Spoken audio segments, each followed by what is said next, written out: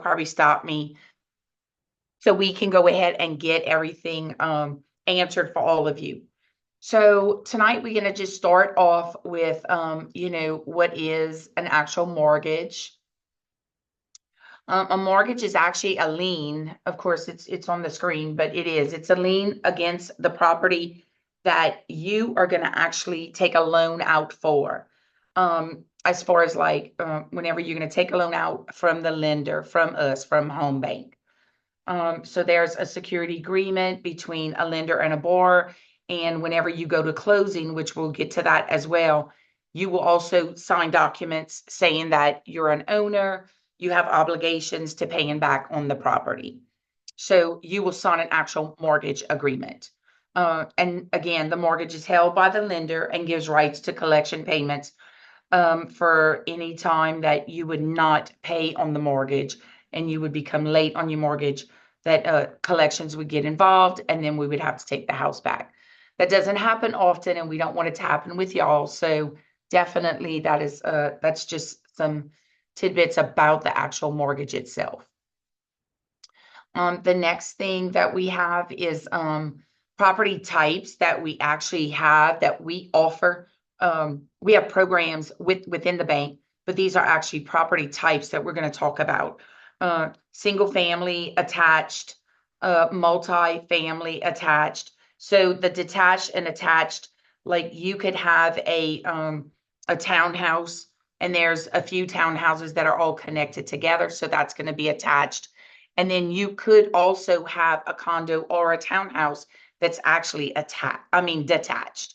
That would just be by itself in a small community. We could have those as well. The planned unit development, those two are about the same in a condo and a townhouse, but that's where the homeowner owns the land that the structure actually sits on. So you could also have that type of property. Condominiums, those are where the association owns the land. I know that we have several around the college that we do loans for quite often. And then we also have property types in manufactured homes. A lot of people will get that maybe mixed up with a manufactured home and a modular home. Some people will call in and they'll say, I'm looking at a modular home. The difference that you can tell between a manufactured home and a modular home is that a manufactured home, as in a trailer, would actually have a HUD tag to it. So if you are ever looking at a mobile home and it has a HUD tag to it, that's what we would also call a manufactured housing. But the modular home would just be like, let me use an example, like Mike's Movable Homes. They actually build a house either on your property or they build them at their companies, and then you can actually purchase them from their actual websites. So that's kind of the difference in that. And then we also have unimproved property, land that you would purchase because you would one day want to construct a house on it. So that's another piece of property that we would also offer. Let's see. Whenever you are starting, as far as, the biggest advice that I could give anybody out there today is just whenever you're starting, educate yourself, get yourself a mentor, have somebody that you trust, either your parents, your godparents, just your teachers, just somebody out there, even myself. Amy's going to also give my name and number. I tell everybody, look, this is my cell number. I just have to take care of my 2 dogs at the house, so I'm good. Just call me anytime. I'm serious. I would help you with anything, any questions you have. Go get an ice cream at Borden's and come and see me at the office. We can go over anything that you want to know about getting yourself set up for a mortgage. Or just getting interested in understanding what's all the process besides just tonight. So definitely give me a call or email me anytime. And Amy, you can share the email also, so they'll have all of that. So anyway, just like this, educate yourself with home buyer seminars. counseling programs, anything that they have out there. The city has some programs. UL's starting to have a lot more programs like these. And like if you have friends that are real estate agents, get them to give you some information on anything that they can. Some people have been in the business long enough, and if they have the heart, they're going to sit with you and they're going to want to help you in any way that they can. So definitely reach out to them. And again, the financial institutions, your own bank, go to your own bank and ask them. Of course, I hope that y'all all come and see me, and I really mean that. Just give me a call. Let me know if there's anything that you ever need. I'm always here. And understanding your credit score, that's a really big thing.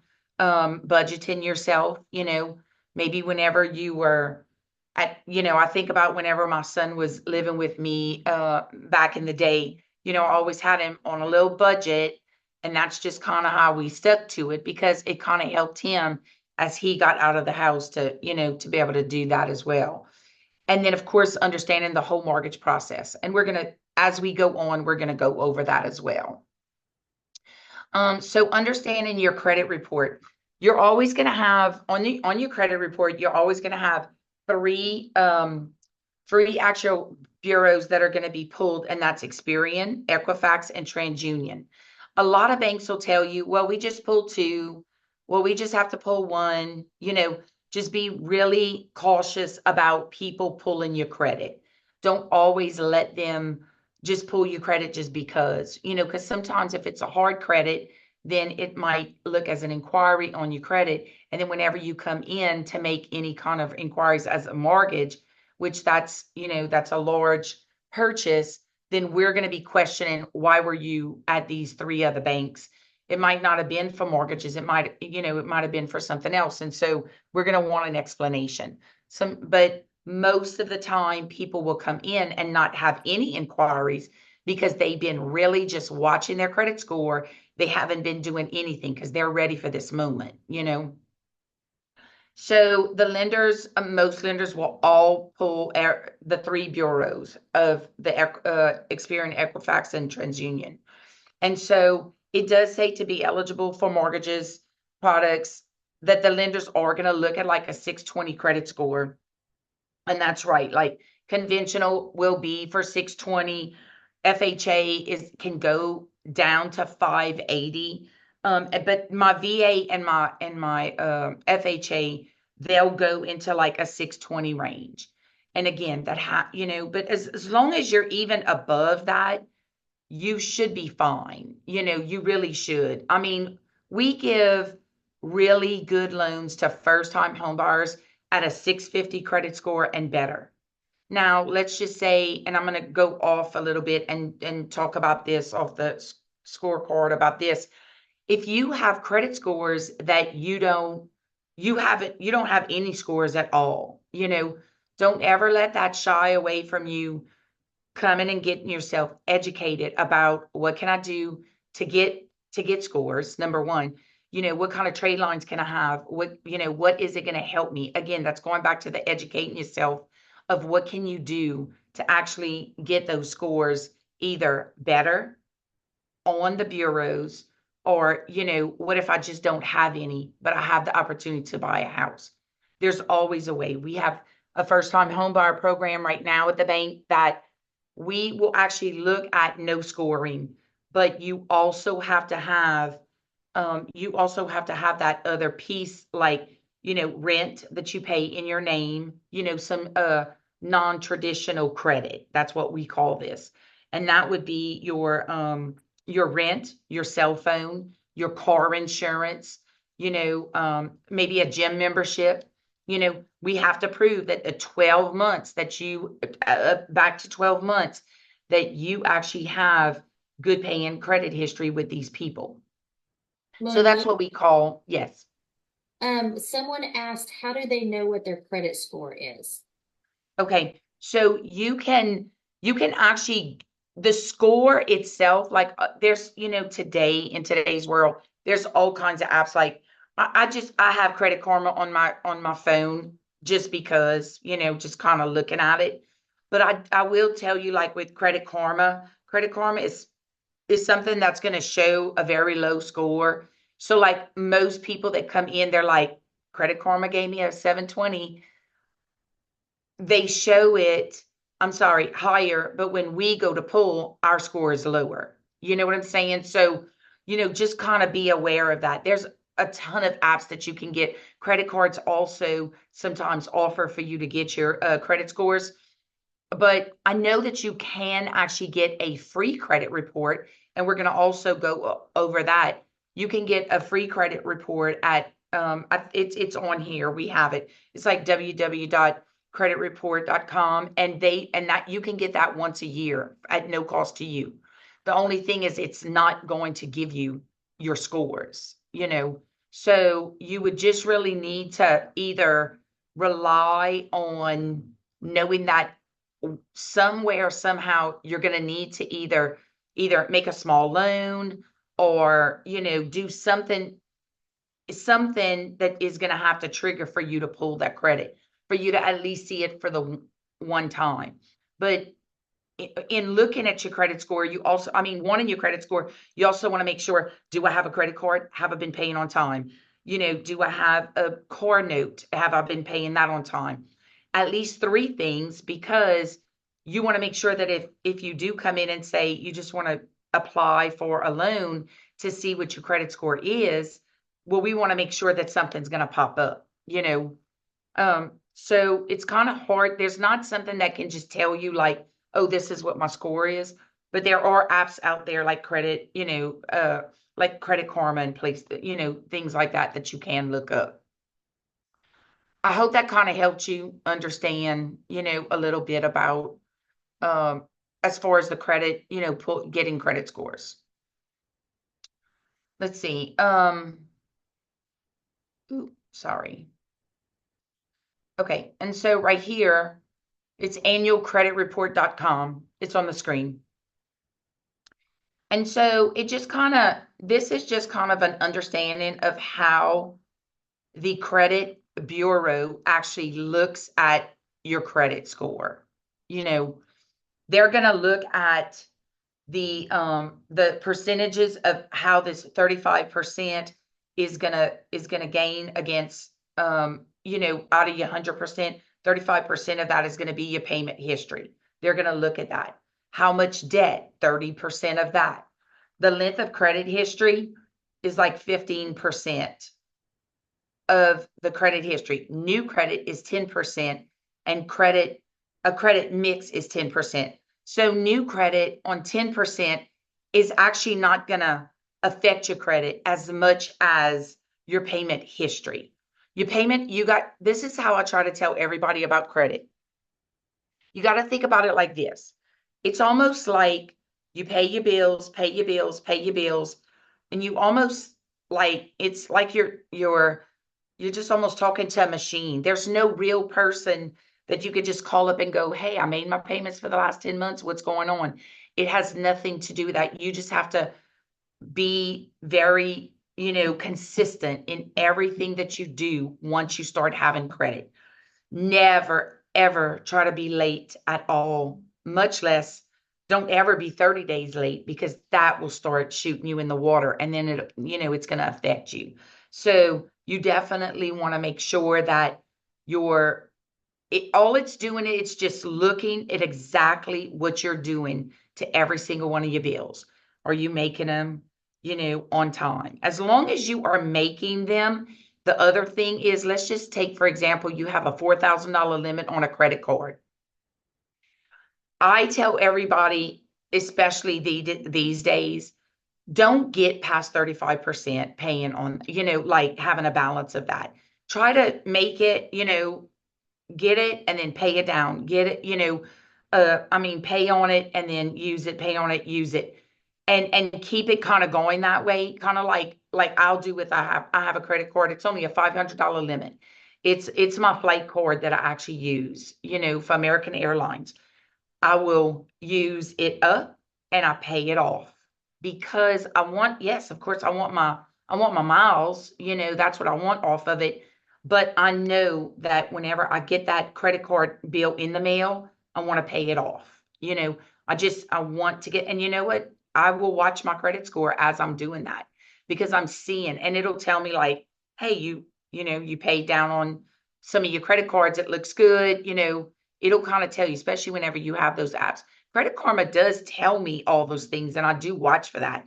But I know that I'm trying to keep that at 35% or less. You know, the biggest mark for credit scores, they'll always, I mean, credit cards, they'll always say like, don't get over 50%, because you'll see on people's credit scores, I mean, their credit bureaus, whenever it comes in and I'll pull a credit bureau, it'll say like their usage is too much. So then that means that their debt is too heavy. So that could kind of hurt you as well on a mortgage, you know, whenever you're applying for a mortgage. Does anybody have any questions about this slide right here or anything about credit? I don't have any questions in the chat, Monique, so I That's think okay. That's fine. Look, this one right here, the common causes for low credit score is, these are the ones you never want to have, is collections, judgments, and liens. Normally, you know, you get a doctor bill in the mail, always try to pay attention to that too. You know, don't ever, this is what I tell everybody. If you can't, if the bill comes in, it's $900, don't freak out about it. Call the doctor's office. Get a payment plan set up. Avoiding what's out there is the worst thing you can do. So if you have something, just like with your student loans, you know, you're always probably in touch with them. How, you know, how's my payment plan going? Am I in deferred payments? You know, whatever it is that you have to do, stay on top of that, because what'll happen is 3 months goes by, some of these doctors just go, put it to collections. I don't want to deal with it anymore. And then what happens is, this has happened actually to me before. I had a $41 collection account on my credit report. And I had no idea, except it was Lafayette General, that I would have thought that it went to. So I called and I did get it cleared up. And I kept the receipt. I made sure that I had it, because when it came down to it, for me to either buy a car or a new lawnmower or anything that I needed for my household, I needed to make sure that I had that receipt to show them that I didn't have that collection anymore, because it would still show on my credit report. So you have to be careful about that. Judgments is just the same way, and liens too. If you have a lien that's personally put against you on anything, when you go to buy a house and they run title before you close your loan, if you have a lien that is against you, and we prove that it's your social and your name, you, no matter what it is, it could be $5,000, $10, $25,000. You have to, you know, we have to get that released. So you have to pay that obligation so you could even get your house. So you have to be really careful about that. People will do that with, you know, to other individuals today. It's a shame, but it does happen. You know, sometimes a lien will show up in title, and believe it or not, it's not even you. So, you know, if you truly know that it's something that wasn't you, you know, there are ways that they can fix it. So it has happened at some of my closings. But it's just something to kind of go through and show that these are the three things that are major and, you know, could hurt you on your scoring. Revolving debt, student loans, and installment loans. Revolving debt is something that you know, that's your credit cards. Your student loans, of course, is your school loans. And the installment loans are anything like, as you know, CD loans, auto loans, signature loans, you know, those that have installment payments to them. So that's the type of other, you know, loans that you might have on your credit report. Let's see. Okay, so this is a good little budget sheet to kind of look at and just see. I know it's really hard because look, today things are really expensive. It's really tough. It's hard for you just to say like, oh, I'm going to put 25% in my savings of my check. I mean, some people can and some people can't. It just depends on, you know, what's going on in your life. But this is a really good little wheel chart just to kind of go over, like, you know, you could take out the 8% if you're single and you don't have any children yet. So, there's little bitty things, but this is just a good wheel to go by of like the things that you would have on your expenses, like your housing, your house payment, your utilities. In your house payment, you would actually have a principal and interest payment, but you would also have your escrow. And escrow is your homeowner's insurance and your taxes. And if it is in a flood zone, that's another part of escrow. So that would be something that would be part of your full payment. And again, if you ever want to just get into that a little bit more, just email me or call me. I'm going to set some time aside to go over that with everybody personally, if you would like. But the other expenses, utilities, health, medical, transportation, just gas alone today is so expensive. And look at this, credit cards and loans, and then food. Food has gone up so much in the last year. It's not even, it's not funny for some people. They really are struggling out there. And then of course, if you have children and your personal entertainment, how easy is it to say whenever you get your check, you're all excited just to go do something or have a weekend out, but then you got to still think about all your obligations. So when you become a homeowner, it's the same thing, because it's even more of an obligation, because now you have a house, it's an obligation to pay, it's an obligation to see about your taxes, and so it's a very, very big step that you take in your life, for sure. Your biggest purchase that you'll probably make in your life too, as well. So going into just some documentation needed, this is a good little checkpoint for you. We would always need pay stubs for 30 days, your W-2s for the last 2 years. We would need your tax returns, but if you are not self-employed, it's not always that you'll need tax returns. But if you do a government loan like FHA, rural development, or a VA loan, they will probably ask for your tax returns then. And then of course your driver's license or state ID, bank statements, just so you'll keep in good with your mortgage lenders. Anytime you turn in your bank statements, you always want to make sure that you turn in the last 2 months that are the most recent, and turn in every single page. Every page of your statement, turn it in. Any lender that you work with, they will appreciate that, I promise. And then of course a purchase agreement. If you're working with a realtor and she has a purchase agreement, that's something that you would definitely want us to have, because then we would be looking at locking in your loan and looking at a rate with you as well. Monique, Yes. we have a question. So we have a new grad, and if they don't have a pay stub in the last 30 days, or can you do just the last 30 days if that's all they've been employed? What do they do? So let me explain to you a little bit about that. So if I have a customer, they come in and they accepted. Have you accepted a position somewhere? Yes. Yeah, okay. So accepted a position somewhere. Normally you have an acceptance letter or an offer letter. So what we'll do is, as long as before we close, we have one of your pay stubs and your offer letter, then we should be good. Because by the time it even goes to our investor, because we sell most of our loans, or even if we keep it in-house, we would get your, like, really a full month, but that would be when we'd be setting up the loan. So we would still be okay with that, but we would ask for an offer letter or an acceptance letter. That's good? Yes, thank you. You're welcome. Okay, let's see. And then right here, this is just the basics of the mortgage types and the terms. Okay. So we have FHA, that is going to be a 3.5% down payment on FHA loans. That right there, they can go down to the 580. So that's a 580 credit score. The USDA rural development loans, that's 100% financing. Okay. And those will go down to the 620, along with VA loans are also 620 credit score, but the rural development is 100%, and then the conventional will be 5%.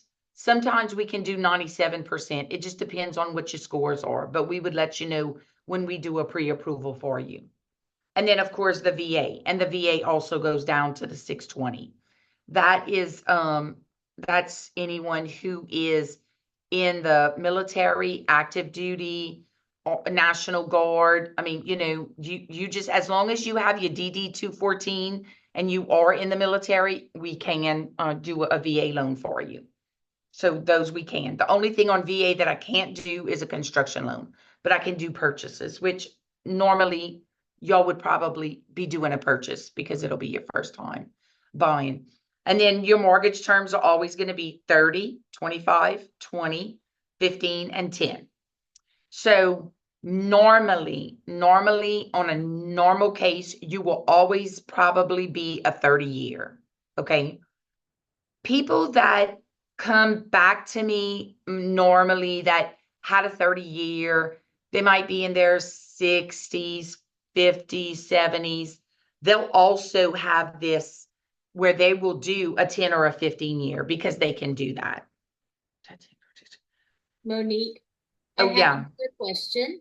Mhm. I don't know if I missed it, but what is the debt to income ratio needed for down payment assistance programs like FHA or rural development?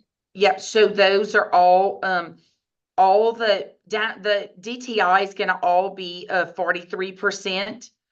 But we have been noticing this, that on FHA and on RD, they've been going down to like almost a 36, 37% debt to income.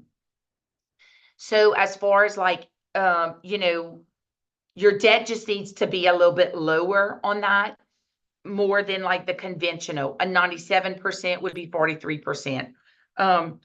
A conventional, if you put in 5 to 10% down, sometimes I do see that the debt to income ratio can go into, almost up to 50, below 50, but at 50. If it's great credit, sometimes it'll take 50. It just depends on how we're looking at everything. They take into the factor of, how long you've been at work, what you've been doing, stuff like that. How strong is the file?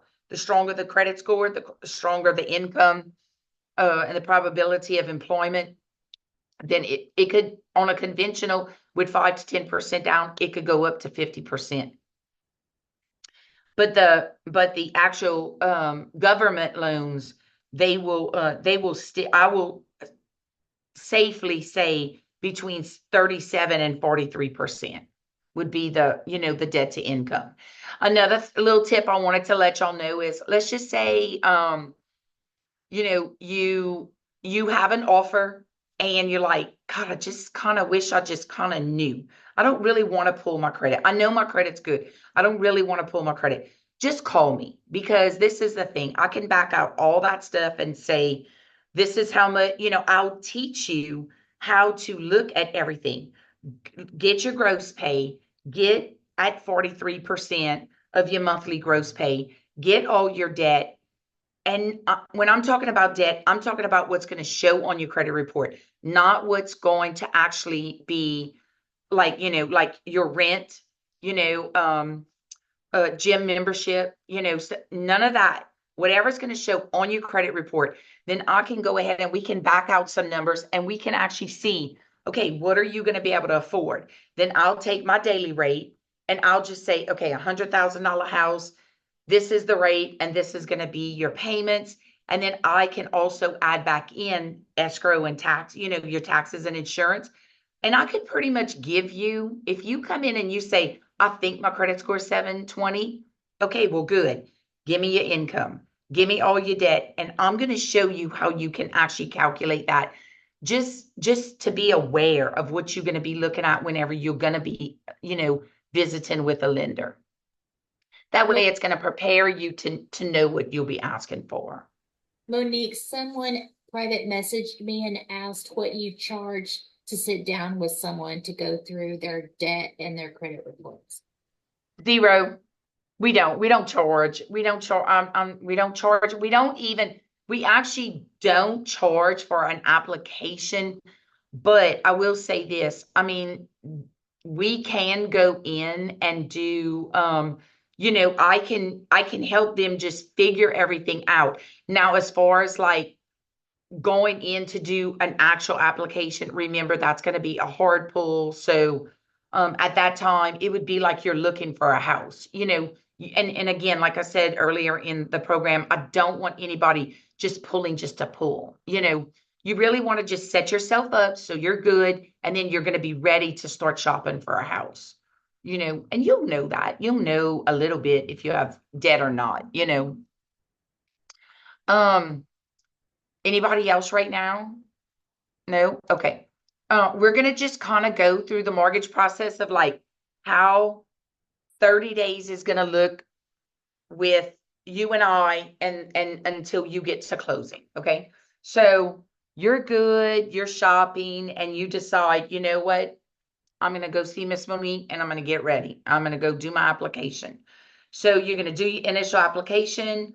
We're gonna sit down, we're gonna look at all your programs. I'm gonna say, okay, looks like this conventional 5% down is going to work. Let me get you a pre-approval.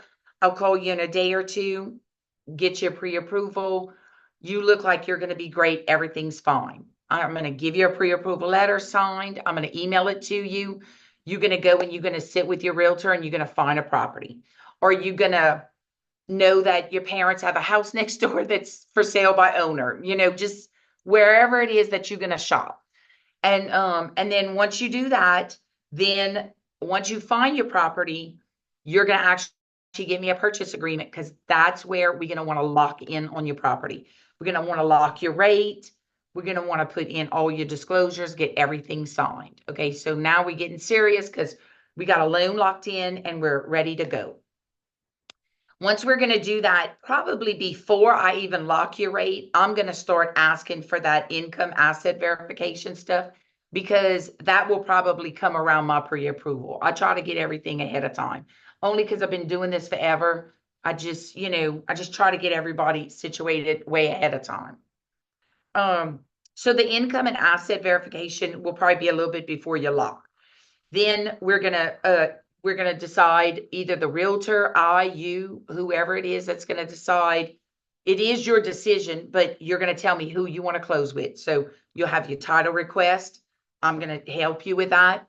The appraisal, my processor is gonna get that ordered. They're gonna do an appraisal on the house. They're gonna make sure that everything looks fine.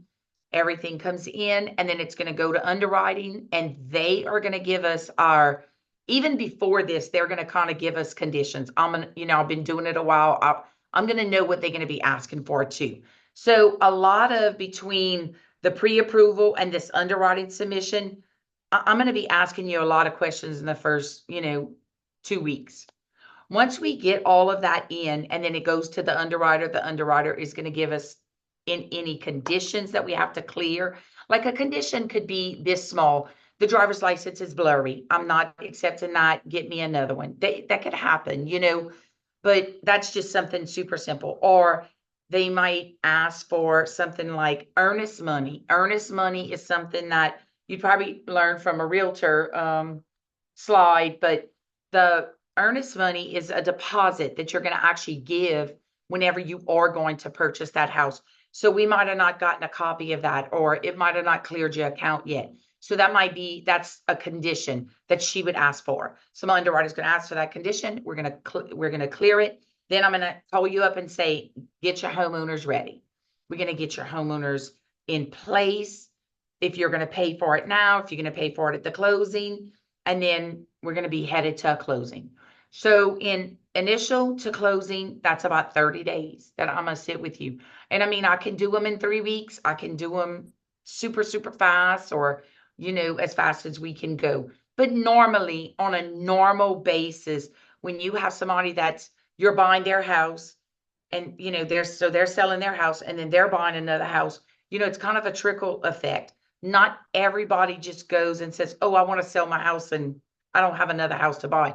It's always usually a little trickle effect that, it affects you, it affects them. So we all have to be really how did I say this on one of my little comments a while back that, the more you're prepared for me and for you, and the more that I educate you to help me, we can get this thing done with not that many problems in 30 days. So we can get everything ready for you to get to your settlement attorney's office and get it closed.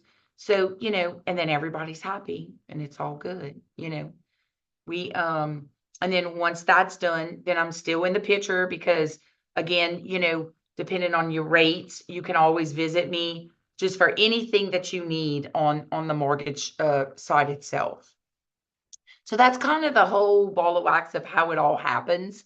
You know, um, what about, does anybody have any questions about anything at all? You'll have my email address. Had you put that up on there? Oh, no, I didn't put your email. I put your phone numbers. We'll That's type, fine. and then yes, you can have access to the recording. We'll send it out to everyone so that you'll have the all the information and the slides. I know this was a lot to take in. Yeah, Over. I know. It's not a let's see, at home 2 4. Sorry. It is a whole lot of information, but I always look, there's my email address. And seriously, I'm so easy. I mean, anybody calls, they know. From all my other classes that I teach, I always tell them, just give me a call for anything. Text me. It don't matter. It just remind me that what we're talking about, because sometimes I'll get a text and they'll say, I just found a house and I'm just, you just explain, hey, I was on the call with Amy and, I got your number. I have a quick question. Do you have a second? I'll always have a second. I might tell you that I might have to stop cutting grass while I have a second, but I will definitely do that because people call me at all times of the day. So it could be the weekends. It doesn't matter. I'm up for a call. It's okay. What happens when you're buying with somebody else, either a relative or maybe you're getting married? How does it work when Okay. So, let me give you just a little example of this. So we have what's called a family sale. So let's say that you're my borrower and your mother's mother's died, and so you're going to be buying your grandmother's house. That's what we would call a family sale. So your mother can actually gift her equity. So you would not have to put down the 20% for your house. So that's what's called a family sale. So you would gift her the equity. So I mean, she would gift you the equity, so you wouldn't have to put down the 20%. So that's called a family sale, and we allow that at the bank. That's a really good program, for people that are doing that. When you mention wedding, let me kind of talk about that a little bit. Sometimes people will get married and, we start looking in their accounts and they have like $2,000 deposits, all these big deposits, like over $2,500, let's just say. When we start seeing all that, it's like, okay, have they been hiding money? Where's the money coming from? So that right there will tell you that we definitely need a letter of explanation. We have to know where all this money's coming from. So people will do that. So we ask for like a letter of explanation for things like that. Um, anything else that you were yeah, thinking when so you asked that question? yeah, so for a married couple, so let's say they're past the wedding and everything, do you include all debt and all income, or do you just use one person? Yeah, no. Whoever is on the loan, whoever, if they have joint credit together, it's going to pull no matter what. So, but if we pull the one person, but they're also joint in that other person's, you might as well just put them both on the loan. Okay. So let's say this. Let's say I have husband and wife. Husband has a 700 credit score and the wife has a 619. Let's just say our bank and pretty much every bank out there is going to go by the lower score. It's built that way. So you get the husband has 3 scores, the wife has 3 scores. So let's just say he's 700, 701, 702, and she is, 618, 619, and 620. We're actually going to take her 619 because that's her middle score, and she is the lower of the two. Okay. And remember this too. A lot of people will think, well, my wife, she has not good credit. So I'm going to get on the loan by myself but I'm going to use her income. You can't do that. You either all in or you all out, so you either do the loan by yourself and you can handle everything, all debt and the new house note, or you have to bring them on and then we have to figure it out. But, it's just not often that I see it, because if you've really been trying to work on your credit enough, again, this is the biggest purchase that you have. So you would definitely want to look, make sure that you're getting yourself right for what you're trying to buy. What about co-signers? So what is the difference between, Mhm. two spouses buying a home or having a co-signer, and does that help?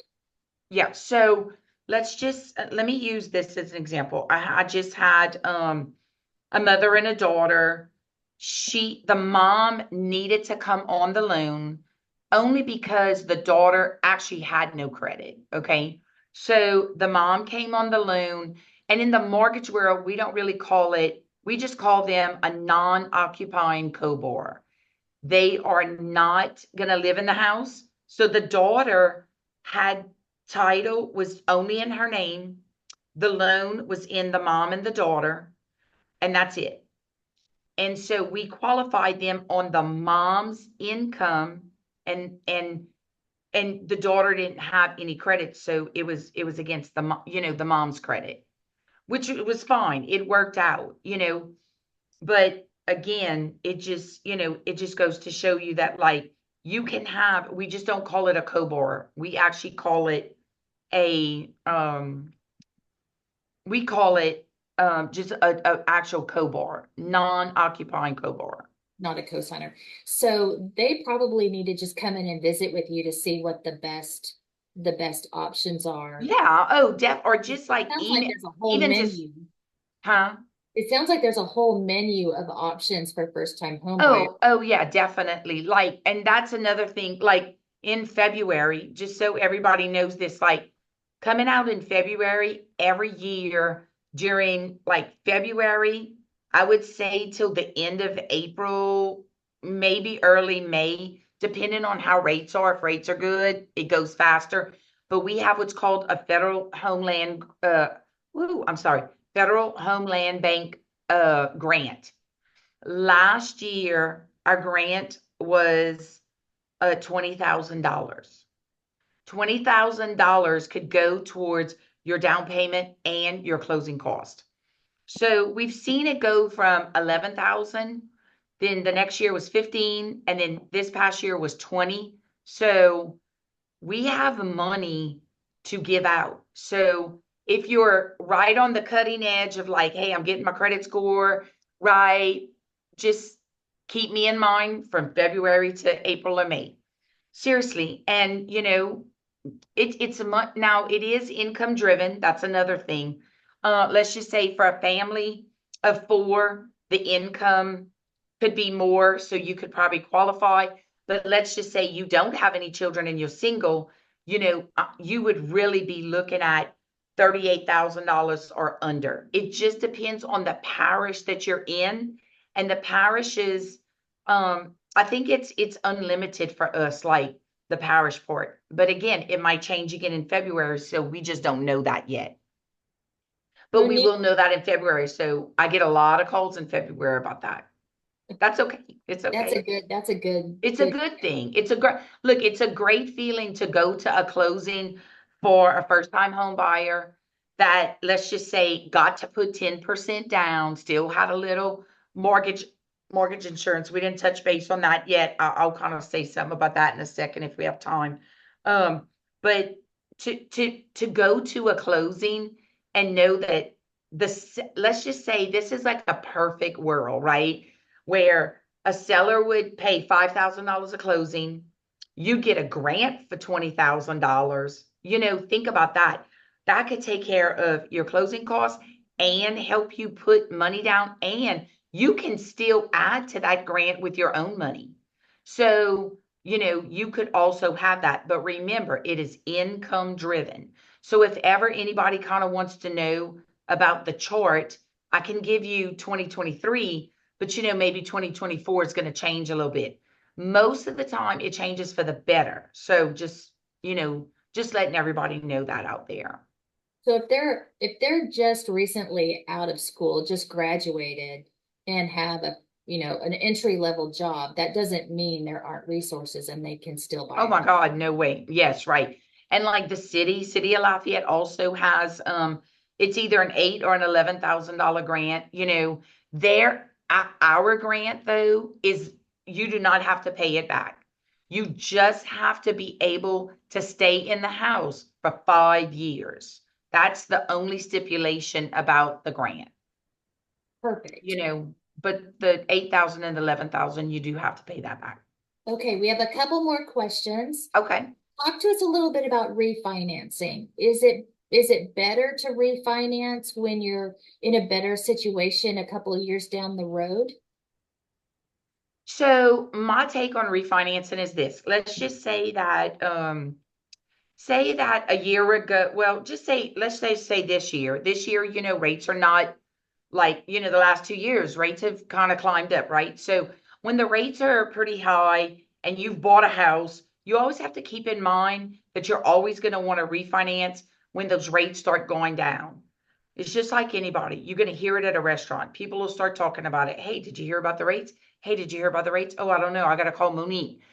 Something's going on. Let me check on the rates. Maybe I could be saving money because I could refinance my house.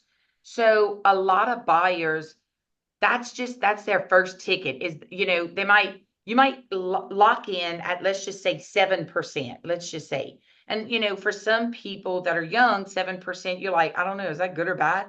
But, 18 years ago, they were 12 to 13%, where, 2 to 3 years ago, they were 2 to 3%, and so now we're at 7, but anything below that, we always say that anything below, 1.5% on a rate, if it's 7.5 and we're getting down to the 5.5, we need to start considering a refinance. That's going to save you.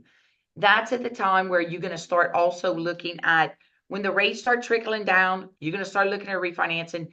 You're going to, stay in the know, call your financial people, call me and just say, okay, what do I do? Do I stay at a 30-year? Do I stay at a 15? Do I stay at a 20? To save me more money. That's almost like wow, that's my one shot to save a lot of money. But just remember this, it might not be your only shot. Like I did a loan back for some good friends of mine. They had just got married. They did their loan. Their rates were good. It was a little like, I would say like around 6. They did their house. Everything was fine. And then they said, oh God, the rates are so low. We're going to the 15. I can't believe it. They're like almost 3. We're going to the 15-year. So they wanted to save, save, save. They wanted to get everything done. And then what happens? They have a baby. And then they're like, oh my God, we probably shouldn't have gone to the 15. A year later, they called me back and said, this is going to sound crazy, but can we look at your 30-year? Because we should have probably never gone 15. I will always, and it's hard because, when the rates are so low, it's hard to tell a customer, hey, this is what I think you should do is stay at the 30. It's okay. You can always pay more on your principal, where you won't get stuck on a 15 higher note, and then you have a baby, like my customers that happen. So we actually put them back in a 30 because that just worked for them, and so I think that when they did refinance back at that 30-year, they realized that, oh my God, we'll never do this again, So there's lots and lots of options. I promise that when you do your loan, we will go through a lot of that as well. You know, the what ifs of the future. Monique, what happens if one spouse is paid on commission and the other one is salary based? What Yeah, is the, so if they're both on, okay, so if they're both on the loan, we'll take the W-2 from the salary person, and then the commission, the way it's working right now, because you know, look, guidelines will change sometimes monthly, weekly, we just never know. But like most of the time on commission, we have to make sure that they have been in the same field, because commission sort of works like self-employed, but we have to make sure that they have been getting the commission for at least the last 2 years. You know, that has got to be consistent, because commission is more risky. You know, a lot of some lenders are only commission. Some, you know, auto salespeople are only commission. You know, so we have to make sure that those people are in that obligation that they're going to be in. We got to make sure that that's not a risk, and it's not going to hurt them too. Because what if you aren't commit? You know, what if you're not getting any commission?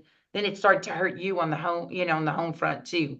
So we definitely look at it, but it's always like a an amount of like about 2 years that we want to still see that. Just like if you're getting overtime, we have to know that you've been getting overtime at this company for at least 3 years before we'll use it. You know, like with nurses with differential pay, the same thing. That is that has changed tremendously, because a job for a nurse can go so up and down. You can make a whole lot of money, but when you get burnt out and you don't want to make it, you know, you can always lessen out your time. So, you know, they look at that a little bit different. We have to, you know, we're very cautious about that as well. Did that Monique? answer that question for you? Yes, I think so. I have one more question before we go to the next topic, and it's back Okay. to the refinance question. And they were asking how much does it cost to refinance and does it go through that whole process again? Yeah. So what I tell everybody is, let's just say if you refinance within 1 year or less, we can use your same appraisal. We can get title updated again. So there are some costs that will still be involved in the refinance, but it might not be as much. So let's just use a rule of thumb. If you if you have closing costs of $7,000 on a loan, and I'm just talking about 250 plus, but a $7,000 closing cost, then probably your closing costs on your second could possibly be in the 5,000 to 5,500. You're going to save at least 15 to $1,000 on that next closing. But again, try to use the same attorney, but if it's over a year, and let's just say it's 2 to 3 years, and you come back and you want to do that, we would have to get a new appraisal, which you would kind of want that too, because you want to see what your value is. I'll see, is there a way to estimate how much closing costs can be, right?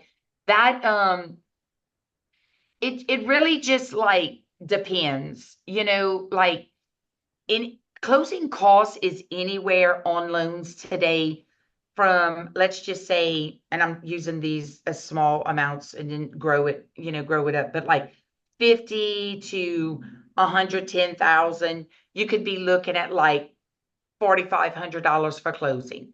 Okay. And then we're going to talk about seller paying closing costs in just a second. But then like 110 to 200,000, can maybe, it's all going to depend on your lender's title. The higher your loan amount will be, the higher your closing costs will be. So just an average on a $200,000 house today, I would say with homeowners insurance and, your taxes and everything that you have to build into that, I would say be looking at between $6,000 and $7,000 easy, depending on what your insurance is going to be. Insurance is expensive. And that's on top of the down payment for the loan. Yeah, that's just like 6 or 7 thousand is just closing costs. And then let's just say you do an FHA loan. Well, then that would be your 3.5% plus your closing costs. So that comes to say, when you're shopping out there, don't ever, ever look. I'm going to give some words of advice from my dad. He used to always tell us this as kids. You know what? You have you have two options. You can go in and ask the question, and they're either going to tell you 50% yes, or they're going to tell you 50% no. So always, always ask, look, hey, I want to, I'm going to ask my realtor. I want to know. You'll hear it out of me. I'll say it. You know what? If you want to ask your realtor, what about the closing costs? Is the seller going to pay half of my closing costs? Are they going to pay all of my closing costs? You know, you have to be very diverse in that. Don't be afraid to ask. Remember, it's always a 50-50 chance you're going to get a yes or a no. So, ask for that. Don't be afraid for those kind of things. Sometimes they can always, they might be able to put it the seller might say, okay, well, we might do that, but we'll up the loan amount. If you don't understand it, tell them that you don't understand it and you want to understand it, because it's good for everybody to, probably everybody on this call is from A to Z of understanding, how the mortgage loan works, much less rates or, how the sellers want to negotiate their cost. That's why you have to trust your real estate agent. You have to trust your bankers. You have to trust everybody that they are going to do the right thing for you, as a first time home buyer. Okay, so far that would be the last question, but we still have plenty of time. If there are any other hints, That's words of fine. advice, or other topics, Monique, you Yeah. want to talk Um, about? I do want to talk about one thing. Okay, let's talk about mortgage insurance just for a second. Mortgage insurance is actually going to be where you're going to borrow, like, let's talk about conventional because it's easier that way. If you going to just put 5% down on your home, well, then you're not putting a full 20%. Okay. So anybody that is going to borrow more than that, than the 85% loan to value of the house, and they're not going to put down a full 20%, that's why on a family sale, it's so easy to say, oh, wow, they can gift you, your parents can gift you the equity if they're selling the house to you. And that could be for any family member, a blood family relative can do that for you. If that's the house that you're purchasing. But in that 80 to 100% range, if you only put down 5%, you're going to have mortgage insurance. Private mortgage insurance. Mortgage insurance is to protect the actual lender, because if you happen to stop paying for your mortgage, that insurance will take over and it will help the bank with all the legal costs. So then we can go ahead and sell this loan back out again once we take it from you. So that right there in itself, I will say this. I had a customer this week, just an example. They had credit scores of of like, it was, I think, 634. Just throwing this out. They excuse me, they had credit scores of 634. They ended up, I'm sorry, 643. They ended up needing mortgage insurance. When they needed their mortgage insurance, excuse me, I'm so sorry. Let me take a little drink. I'm sorry, guys. No, you've been Um, doing a lot of talking. I know I was talking a lot, so it was kind of getting squeaky there. Anyway, they needed they needed the mortgage insurance because they were only putting down 5%. Well, when we went to shop out their mortgage insurance of how much it would cost them a month, it was $184 added to their note. So they had their mortgage insurance, they had their taxes, they had their homeowners insurance, and they had their principal and interest. So when they got that, that also affected their debt to income. So, it's a whole puzzle that you have to put together, especially whenever you have mortgage insurance that, that can affect your note.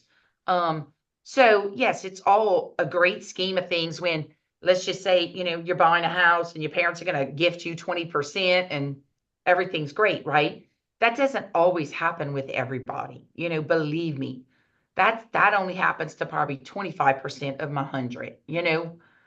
Most people just starting out will have mortgage insurance. In fact, on your rule development and your FHAs and all that, that's already built into the loan, so that's why you have those types of mortgage insurance that you have to have until you reach your 80%. Now, once you reach 70% loan to value on your house, it automatically drops off. But as a rule of thumb, you could actually request for a new appraisal. And at 80%, if you know for sure that you're at 80 or below, then you can get it automatically dropped. So that $184 would come off of his note. Now, look, I've seen mortgage insurance with great credit score at $26 a month, so it really depends on having a good score and seeing how close, let's just say you're at 85%, you just need 5% of mortgage insurance. Then sometimes, again, that's only $20 or $30. Mortgage insurance sometimes can be a little, especially if you're really just looking for a house and you're not sure, it can be a little confusing. So I can always shop that out too.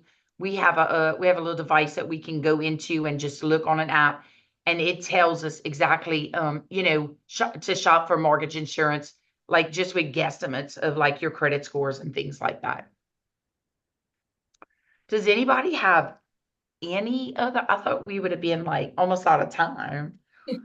But I'm just trying to think of anything else that we would have that um let me I do have something else. So the bank at Home Bank has what's called a credit builder program. Okay. So what it is you never truly put up any money. I think there is a fee to do this. It's maybe like 30 or $35, I think. Don't quote me, but it's done on the retail side, and what they'll do is they'll put you on like either $1,000 credit payback or a $2,500 credit payback, and they'll do it for like a 12-month period where instead of doing a credit card, you could just come into the bank and you can do a credit builder program. And what it does is it actually reports to all the three credit bureaus and it gives you a trade line. Okay. So you can use that if you need just to open up a trade line, and you will pay every month towards your note. So you're going to show good credit history. Okay. You're going to pay every month. And then once you finish that, then we can do one of two things. We can either use that money as a down payment on a house if you're ready to buy a house, or you can just take it because you paid for it. You know what I'm saying? So there is a small fee, but it does help to build your credit, in any way. So that is a program that we do have. And of course, we also have our Community Reinvestment Act program loan that we do. That's for low, moderate income customers. And that could be for anybody as long as it is to purchase a home. So it might not necessarily be a first time home buyer, but it could be somebody that needs, a purchase on their house. Anything else? Someone says, thank you for the Good. insight and Yeah. guidance, and she will be following up with you. Yeah, please do. I mean, like, look, I know, I was just telling this to Amy that, the people on the call, look, I know I've been in the classrooms, even with, Step Up and with the city, and I've done a lot of classes before. And so I know, like, people won't just come and say, like, oh, hey, my credit score is 619. Can you help me? Nobody's going to say that. So it's always good to know that someone like me is going to, come and let you sit here and talk to me. And I'm fine with that. I really don't mind. I will help you in any way I can, just so you understand about the credit. Look, if you don't know any realtors, That's another thing.